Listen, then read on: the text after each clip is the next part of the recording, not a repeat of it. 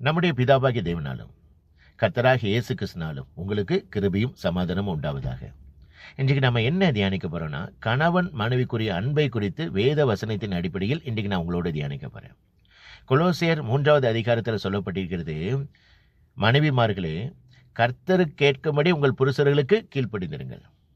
புருஷர்மார்களே உங்கள் மனைவிகளில் அன்பு கூறுங்கள், அவர்கள் மேல் கசந்து கொள்ளாதிருங்கள். இயேசு கிறிஸ்துனுடைய முதலாவது படைப்பே ஆதாம் ஏவாள்.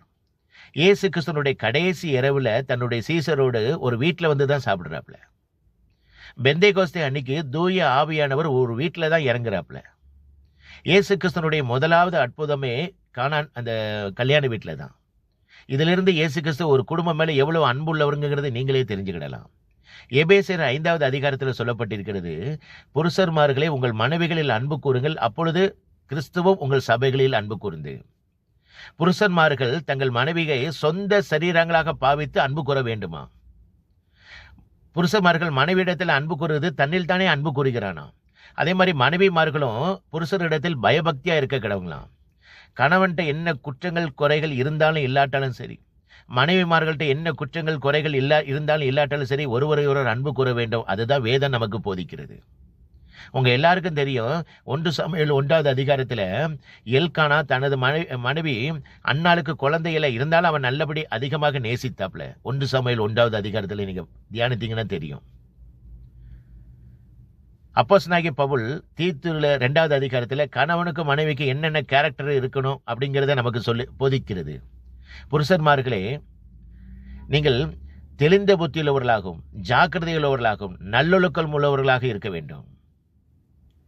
அதே மாதிரி ஸ்திரீயானவள் பரிசுத்தத்துக்கு ஏற்ற விதமாய் நடக்கிறவர்களும் அவதூறு பண்ணாதவர்களும் மதுபானத்துக்கு அடிமைப்படாதவர்களும் தேவ வசனம் தூசிக்கப்படாதபடிக்கு தங்கள் பிள்ளைகளிடத்திலும் தங்கள் புருஷரிடத்தில் அன்பு கூறவும், தெளிந்த புத்தியுள்ளவர்களும் நல்லவர்களும் வீட்டிலே தரித்திருக்கிறவர்களும் கற்புள்ளவர்களும் தங்கள் புருஷர்களுக்கு கீழ்ப்படிந்திருக்கிறவர்களும் தங்கள் புருஷர்கள் படிப்பிக்கத்தக்க நற்காரியங்களை போதிக்கிறவர்களாக இருக்க வேண்டும். அதே மாதிரி 1 தீமோத்தேயு 2வது அதிகாரத்தில் பார்த்தீங்கன்னா கணவனுக்கும் மனைவிக்கும் என்னென்ன கேரக்டர் இருக்கணும்னு சொல்லிட்டு வேதம் நமக்கு போதிக்கிறது. புருஷன்மார்களே உங்கள் கைகளை பரிசுத்தமான கைகளை கோபமும் தர்க்கமும் இல்லாமல் எல்லா இடங்களிலும் உங்கள் கைகளை உயர்த்தி ஜெபம் பண்ணுங்கள். அதே மாதிரி ஸ்திரீயானவள் மயிரை பின்னுதலினாலாவது வெள்ளியினாலாவது முத்துக்களினாலாவது தங்களை அலங்கரியாமல் தகுதிக்கேற்ற வஸ்திரத்தினாலும் தகுதிக்கேற்ற வஸ்திரத்தினால் தங்களை அலங்கரிக்க வேண்டும். வெளியேறப்பட்ட வஸ்திரத்தினால் அலங்கரிக்க கூடாது. தகுதிக்கேற்ற வஸ்திரத்தினாலும் தெளிந்த புத்தியினாலும் ஞானத்தினாலும் தேவ பக்தியுள்ளவள் என்று சொல்லுகிற நற்கிரிகளிலும் தங்களை அலங்கரிக்க வேண்டும். ஸ்திரீயானவள் எல்லாவற்றிலும் அடக்கமுடையவளாக இருந்து அமைதலை கற்றுக்கொள்ள வேண்டும். புருஷர் மேல் உபதேசம் பண்ணவும் அதிகாரம் பண்ணவும் ஸ்திரீயானவளுக்கு அதிகாரம் கொடுக்கவில்லை. ஏனெனில் முதலாவது ஆதாம் உருவாக்கப்பட்டான், பின்பு ஏவாள் உருவாக்கப்பட்டாள். ஆதாம் வஞ்சிக்கப்படவில்லை, ஏவாளை வஞ்சிக்கப்பட்டு மீறுதலுக்கு உட்பட்டாள். ஸ்திரீயானவள் விசுவாசத்திலும் அன்பிலும் பரிசுத்தத்தில் நிலை பெற்றிருந்தால் பிள்ளை பெற்றினாலே ரட்சிக்கப்படுவாள். இன்னைக்கு நம்ம எப்படி இருக்கிறோம்? நம்மளுடைய அன்பு எப்படி இருக்கிறது?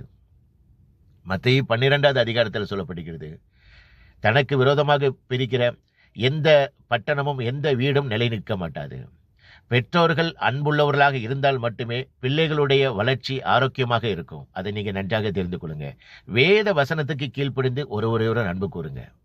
கர்த்தர் உங்களை ஆசீர்வதிப்பாராக. இந்த உலகத்தில் உண்மையான ஒரே ஒரு தெய்வம் இயேசு கிறிஸ்து ஒருவர் மட்டுமே. இயேசு கிறிஸ்து சீக்கிரத்தில் வரப்போகிறார். உங்கள் பாவத்தை விட்டு மனம் திரும்புங்கள். பரலோக ராஜ்யம் சமீபத்திருக்கிறது. கர்த்தருக்கே மகிமை உண்டாவதாக. ஆமேன். அல்லேலூயா.